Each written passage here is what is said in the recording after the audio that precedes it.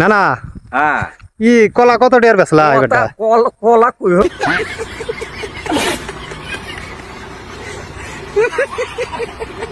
কলা তো ওই কপাল ভালো না, হ্যাঁ এক ছুরির মধ্যে দুই ছুরি করে ধরে।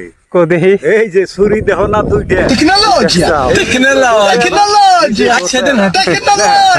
আমি দুইবার করে কলা বেশি, এইটা কাইটা দেই, হ্যাঁ ওইটা আবার অনেক জোড়া নাগিয়ে দিই, জোড়া নাগিয়ে দিয়ে দুইবার করে বেশি।